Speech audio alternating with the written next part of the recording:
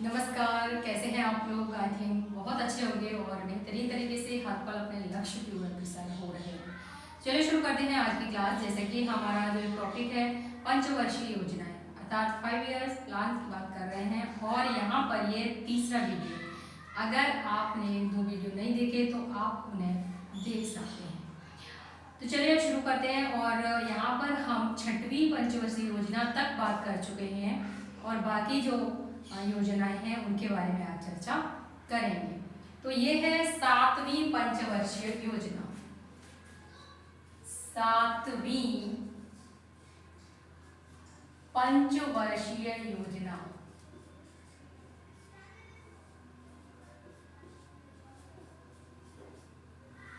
तो सबसे पहले अगर हम इसके कार्यकाल की बात करें तो 1985 से 90 तक इसका कार्यकाल रहा। 1985 से 1990 तक इसका कार्यकाल रहा।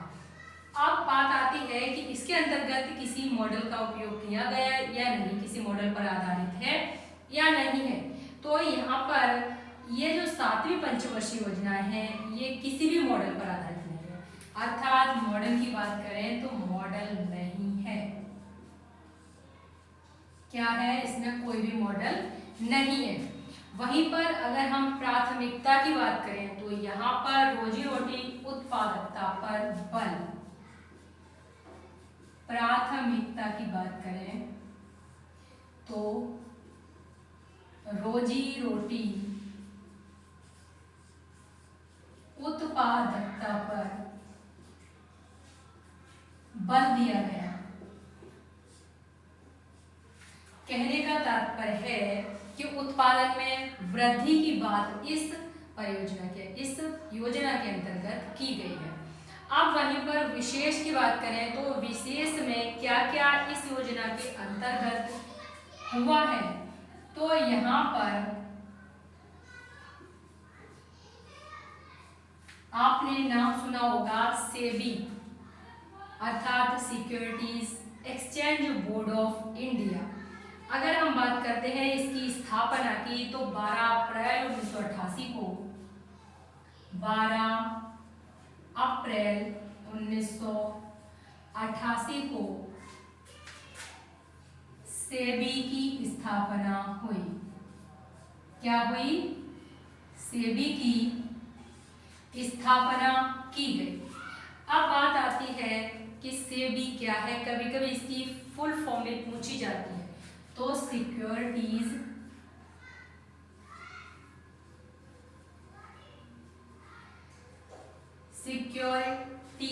Exchange board of India. Exchange board of India की बात करते हैं। अब बात आती है कि 12 अप्रैल 1988 को इसकी स्थापना तो हुई, लेकिन औपचारिक रूप से ये लागू कब हुआ? तो औपचारिक रूप से 30 जनवरी 1992 को 30 जनवरी 1992 को औपचारिक रूप से लागू हुआ। औपचारिक रूप से लागू हुआ। अब बात आती है यहाँ पर कि ये जो सेबी है तो इसका जो कार्य शेयर या पूंजी बाजार का नियंत्रक कहा जाता है। क्या कहा जाता है इसे? तो इसे कहा जाता है शेयर या पूंजी बाजार का नियंत्रक। तो एक तो बात हो गई आपकी कि जो 7वीं पंचवर्षीय योजना है उसमें सेबी की बात की गई। अब बात आती है और नेक्स्ट क्या क्या हुआ। तो 1 सितंबर 1986 को 1 सितंबर 1986 को यहाँ पर क्या हुआ? तो स्पीड पोस्ट की शुरुआत की गई। अर्थात जो डाक विभाग है उसके द्वारा स्पीड पोस्ट की स्पीड पोस्ट की शुरुआत की गई। कब की गई? 1 सितंबर 1986 को। वहीं पर अगर आपसे पूछ लिया जाए कोपरा अर्थात कंज्यूमर प्रोटेक्शन एक्ट, क्या है? कोपरा।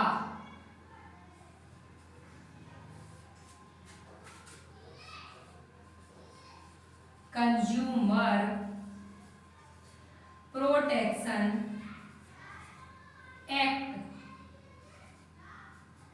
अगर हम इसकी बात करते हैं तो जो इसकी शुरुआत है वो कब हुई? तो 1 जुलाई 1987 को।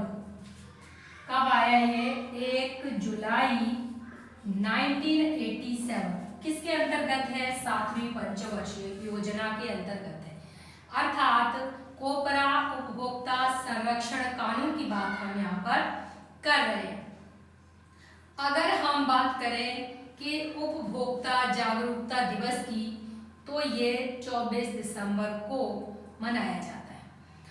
अब बात आती है 1989 में जवाहर रोजगार योजना। 1989 में क्या है?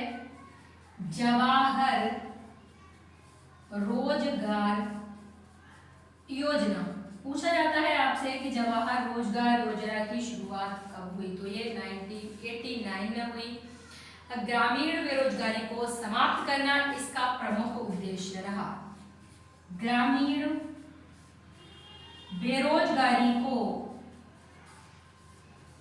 समाप्त करना इसका प्रमुख उद्देश्य था। इसका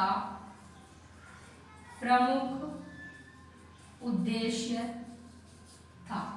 तो ये हो गई आपकी जो योजना है 7वीं पंचवर्षीय योजना। इसके अंतर्गत हमने देखा कि क्या क्या कार्य हुए। विशेष रूप से जो बातें इसके अंतर्गत आई उनको आप नोट करें और नोट करके इन्हें 1-2 बार आप एक रिवीजन करें तो आपको ये क्लियर हो जाएगा।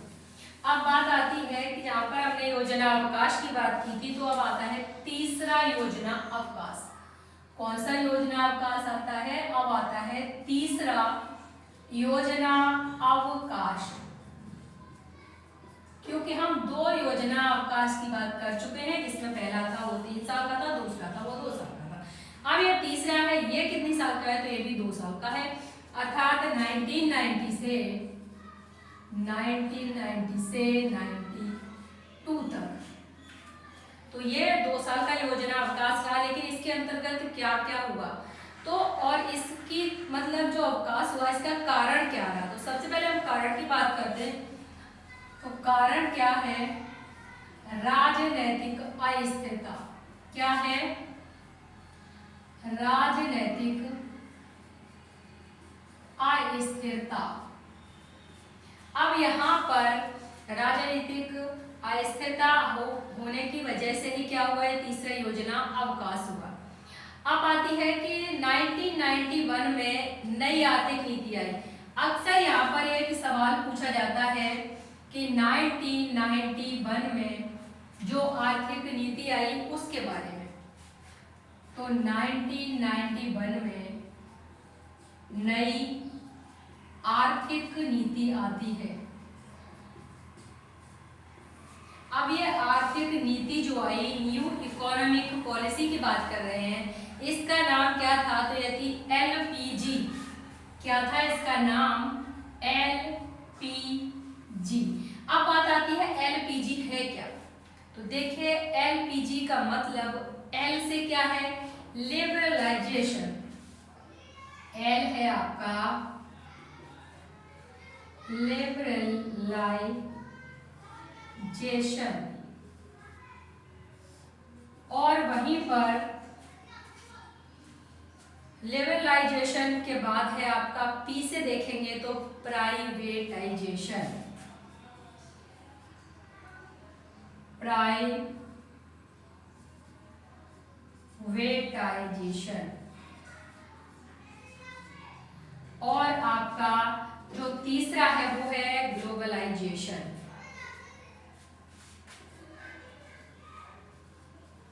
ग्लोबलाइजेशन अर्थात अगर इन सारी टर्मों की बात करें तो यहाँ पर जो आपका है लिबरलाइजेशन वो है उदारीकरण। क्या है? उदारीकरण।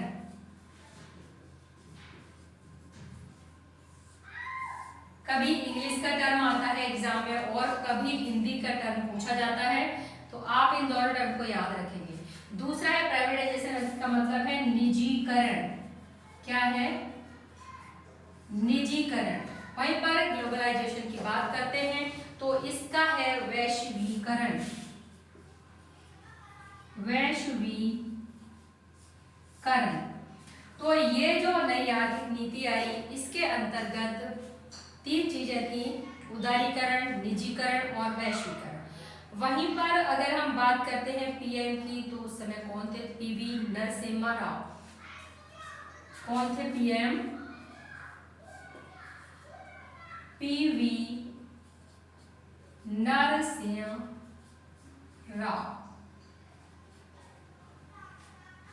और यहाँ पर वित्त मंत्री की बात करते हैं तो वित्त मंत्री है मनमोहन सिंह।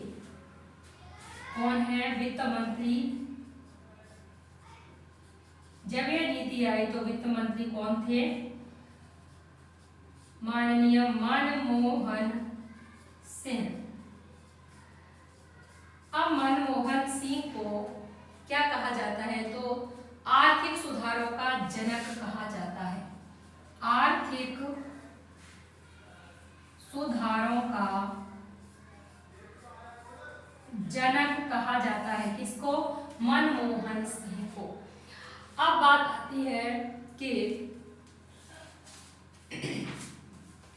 जो आपका उदारीकरण है उसके अंतर्गत अगर हम एक पॉइंट में समझें तो इसका मतलब है कि इस नीति के तहत जो सरकार द्वारा लाइसेंसिंग एक्ट था उसकी जो क्या कर दिया गया, तो लाइसेंसिंग जो एक्ट था उसको समाप्त कर दिया गया। अब जब ये एक्ट समाप्त कर दिया गया तो सरकार ने निजी क्षेत्रों से अनावश्यक जो सारे प्रतिबंध लगा रखे थे ना, उनको सबको हटा दिया।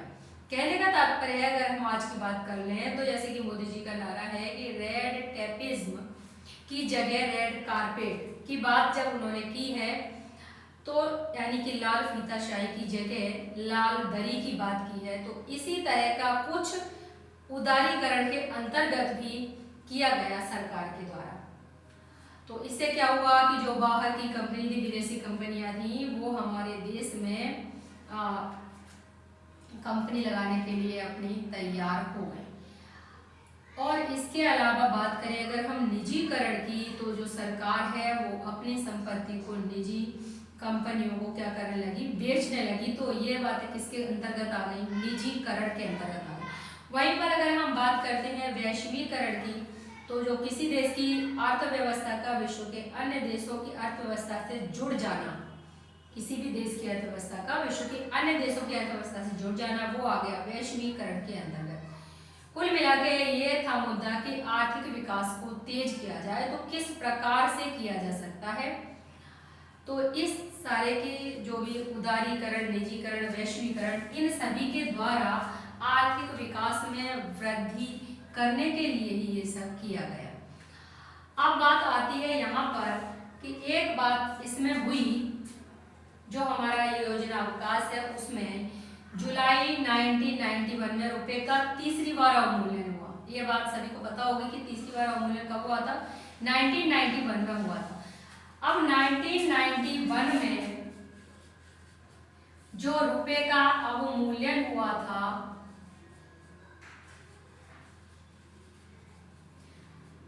ये आपका एक तो 1 जुलाई को हुआ और एक 3 जुलाई को हुआ। हो सकता है कभी कभी यह पूछ लेता है कि जो 1991 में अवमूल्यन हुआ कितनी बार हुआ, तो उस समय 1 जुलाई को हुआ और फिर से 3 जुलाई को, यानी कि 2 बार हुआ। तो ये तो रही आपकी अवमूल्यन की बात, जो कि इसके अंतर्गत ही आई। अब बात करें यहाँ पर, तो यहाँ पर बात करते हैं हम सिडबी की। सिडबी 2 अप्रैल 1990 को सिडबी की स्थापना भी की गई।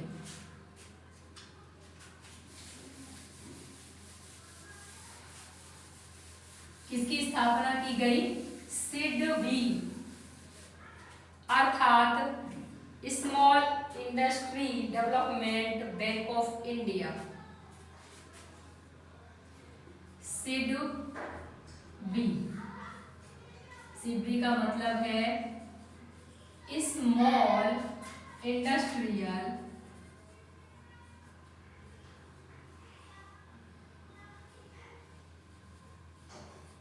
डेवलपमेंट बैंक ऑफ इंडिया की बात कर रहे हैं। अब यहाँ पर बात आती है कि इसकी स्थापना हुई कब थी? 2 अप्रैल 1990 को। कब हुई थी? 2 अप्रैल 1990 अर्थात 1990 में इसकी स्थापना हुई। अब इसका उद्देश्य क्या था? तो इसका उद्देश्य था छोटे और जो लघु और मझोले उद्योग हैं उनके विकास के लिए वित्त का प्रबंध करना, अर्थात पैसों का प्रबंध करना। तो ये सारी बातें हो गई आपकी जो योजना विकास था उसके अंतर्गत। अब आते हैं 8वीं पंचवर्षीय योजना पर। किस पर आते हैं? 8वीं पंचवर्षीय योजना पर आते हैं।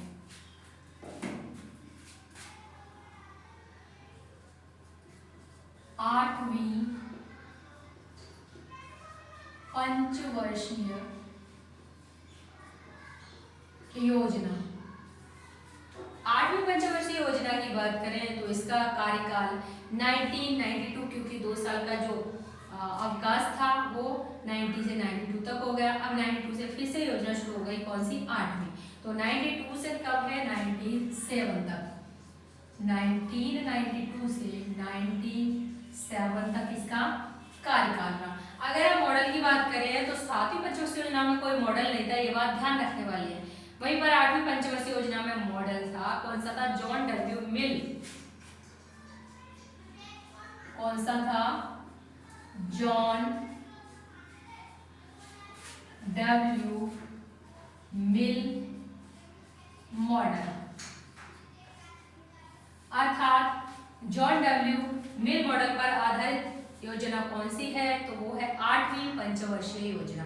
अगर हम यहाँ पर प्राथमिकता की बात करें तो मानव संसाधन विकास पर बल दिया गया। मानव संसाधन विकास, मानव संसाधन विकास पर बल दिया गया। अब यहाँ पर मानव संसाधन विकास पर बल दिया गया तो इसके तहत ही अगर हमें एक बात याद हो तो 1990 में यूएनडीपी की स्थापना हुई थी।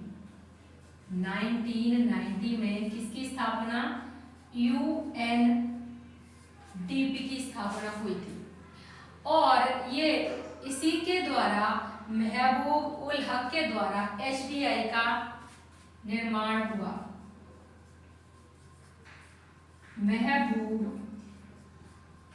उल हक के द्वारा एचडीआई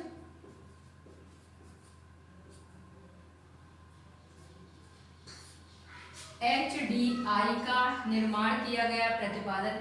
अब बात आती है यहाँ पर एचडीआई क्या है? तो ह्यूमन डेवलपमेंट इंडेक्स की बात यहाँ पर हम कर रहे हैं।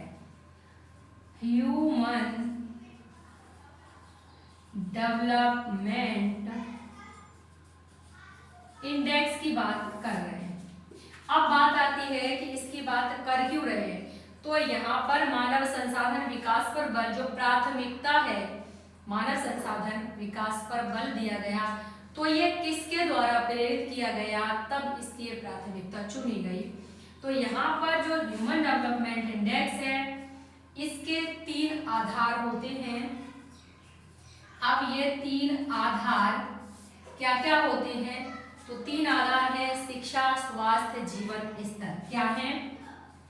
एक तो है शिक्षा, स्वास्थ्य और है जीवन स्तर। शिक्षा, स्वास्थ्य, जीवन स्तर। यहाँ पर हम जब एसडीआई की बात करते हैं तो यहाँ पर महबूब उल हक का नाम आता है और साथ में ही अमर्त्य सेन जी का भी नाम आता है। तो अमर्त्य सेन जी ने क्या क्या किया यहाँ पर आर्थिक विकास के लिए, तो उसकी भी बात हम इसमें करने वाले हैं। इसीलिए यहाँ पर हमने बात की कि 1990 में यूएनडीपी की बात की है। अब बात आती है संसाधन की। तो संसाधन दो प्रकार के, जैसा कि प्राकृतिक और मानव निर्मित। अब प्राकृतिक में जैसा कि आप समझ रहे हैं, मानव क्या है, वही प्राकृतिक। दूसरी बात आती है नदी है, झील है, तालाब है। और मानव किस प्रकार का संसाधन है? तो मानव सक्रिय संसाधन है। अब बात आती है अमर्त्य सेन ने एक सुझाव दिया था। अमर्त्य सेन ने क्या सुझाव दिया? अमर्त्य सेन, तो अमर्त्य सेन ने सुझाव दिया कि हमें वस्तुओं से ज्यादा व्यक्तियों पर ध्यान देने की आवश्यकता है। हमें वस्तुओं से ज्यादा व्यक्तियों पर ध्यान देने की आवश्यकता है। व्यक्तियों पर ध्यान देने की आवश्यकता है। कहने का तात्पर्य है कि अगर हम व्यक्ति को कामयाब बनाएं, अर्थात उसको कुछ न कुछ सिखाएं जिससे कि वह अपनी रोजी रोटी कमा सके, तो हमें किस पर ध्यान देने की ज्यादा आवश्यकता है? व्यक्तियों पर, वस्तुओं से ज्यादा ध्यान देने की आवश्यकता है। और 1998 में कल्याणकारी अर्थशास्त्र के लिए अमर्त्य सेन जी को क्या मिला था? नोबेल पुरस्कार भी मिला था। अब वहीं पर बात करें 2 अक्टूबर 1993 को, यहाँ पर 8वीं पंचवर्षीय योजना के अंतर्गत ही EAS अर्थात 2 अक्टूबर 1993 को क्या आता है? तो ये आता है EAS अर्थात हम बात कर रहे हैं रोजगार आश्वासन योजना की। क्या है ये? रोजगार आश्वासन योजना। पूछ लेता है कि रोजगार आश्वासन योजना कब आई? तो 2 अक्टूबर 1993 में आई। किस योजना के अंतर्गत आई? तो ये 8वीं पंचवर्षीय योजना के अंतर्गत आई। और 1993 में ही शिक्षित बेरोजगारों के लिए स्वरोजगार मुहैया कराने के लिए प्रधानमंत्री रोजगार योजना की शुरुआत की गई। तो ये कब है? ये भी आपकी 1993 में है। कौन सी है? प्रधानमंत्री रोजगार योजना। प्रधानमंत्री रोजगार योजना, इसकी शुरुआत की गई अर्थात PMRY।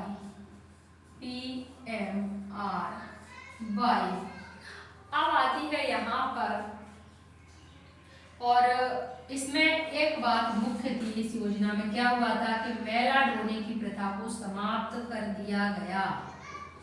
मैला ढोने की जो प्रथा थी उसे समाप्त कर दिया गया। कौन सी पंचवर्षीय योजना में? 8वीं पंचवर्षीय योजना में ये कार्य हुआ। अब बात करते हैं नवी पंचवर्षीय योजना की कि नवी पंचवर्षीय योजना में क्या क्या हुआ।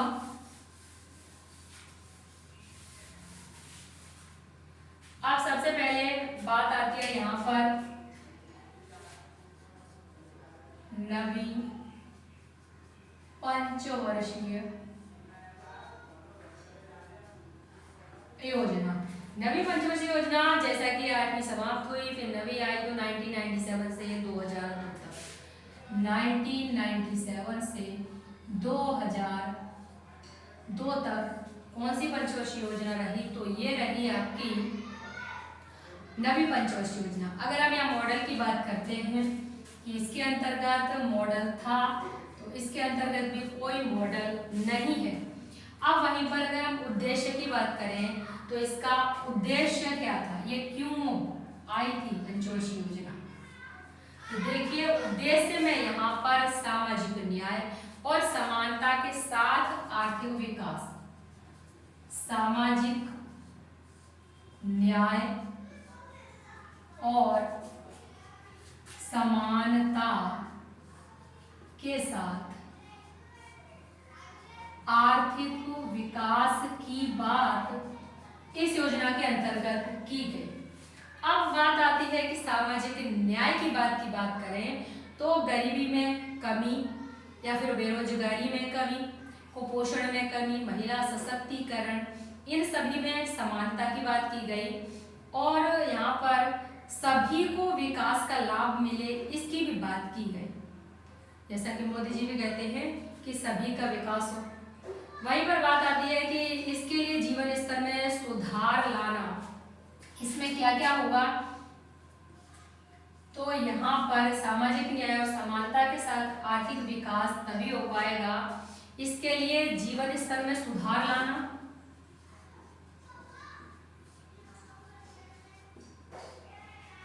जीवन स्तर में सुधार लाना और साथ ही में रोजगार सृजन पर बल देना, रोजगार सृजन पर बल देना, अर्थात जब तक रोजगार नहीं होगा तब तक जीवन स्तर में सुधार नहीं हो सकता। और क्षेत्रीय असंतुलन को दूर करना, क्षेत्रीय असंतुलन को दूर करना इसका प्रमुख उद्देश्य रहा। अब बात आती है यहाँ पर कि 10वीं पंचवर्षीय योजना की, तो 10वीं पंचवर्षीय योजना भी यहाँ पर ही लिखते हैं। 10वीं पंचवर्षीय योजना, 10वीं पंचवर्षीय योजना की बात करें हम तो इसका कार्यकाल क्या होगा, 2002 से 2007, 2002 से 2007 तक इसका कार्यकाल रहा। वहीं पर अगर हम उद्देश्य की बात करें तो देखिए सामाजिक न्याय और समानता के साथ आर्थिक विकास, यहाँ पर कुछ ये पॉइंट साथ में है तो इनसे थोड़ा सा ये अलग हो जाता है। इसमें क्या है, तो इसमें भी यही है, इसमें भी सामाजिक न्याय और समानता के साथ आर्थिक विकास, सामाजिक न्याय और समानता के साथ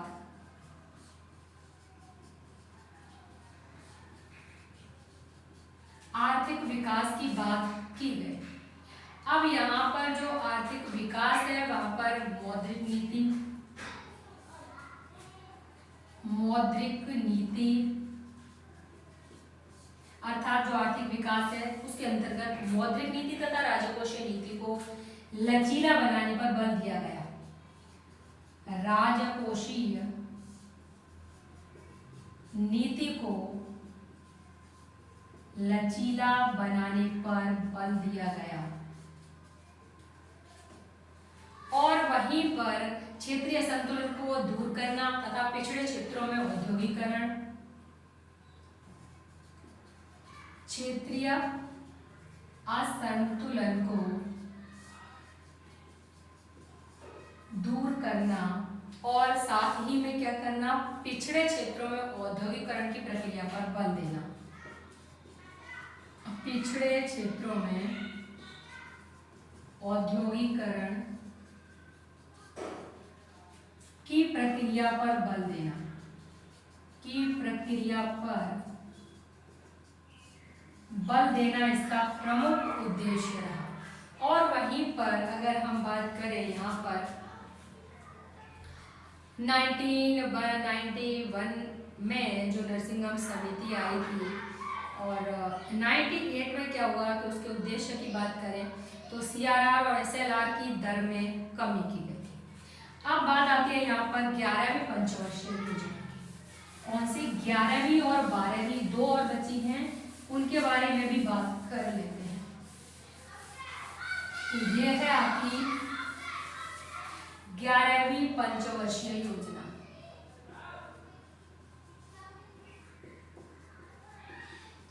ग्यारहवीं पंचवर्षीय योजना।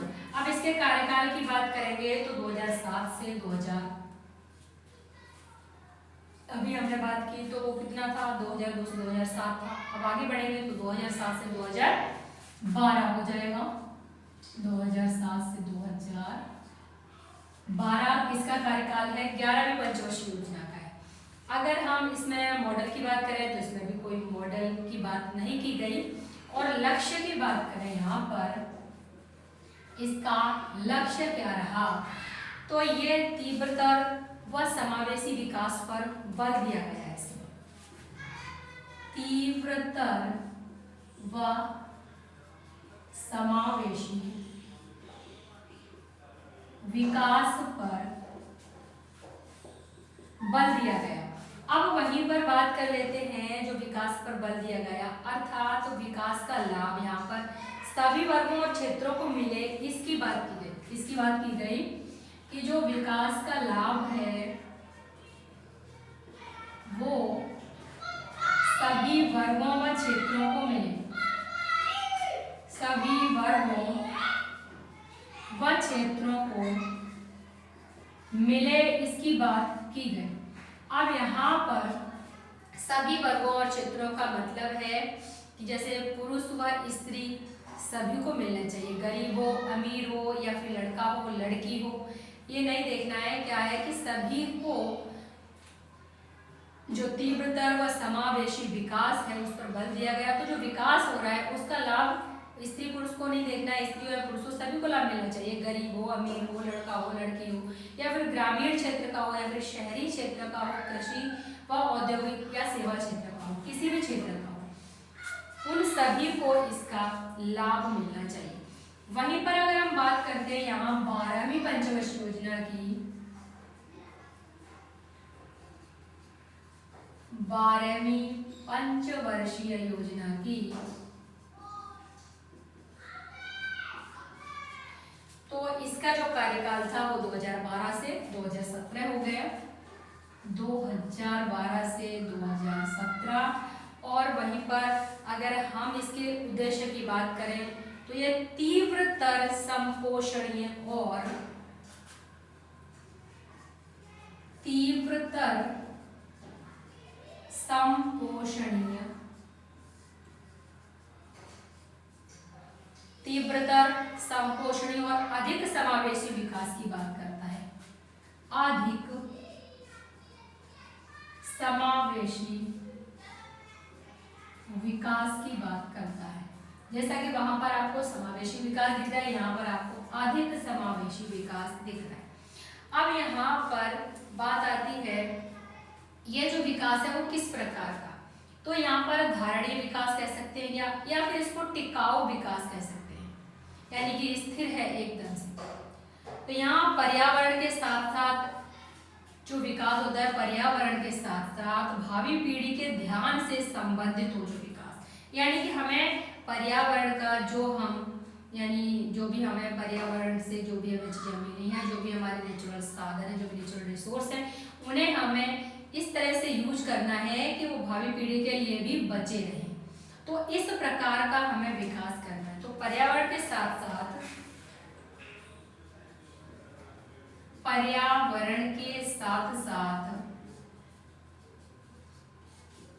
भावी पीढ़ी के विकास को ध्यान में रखना,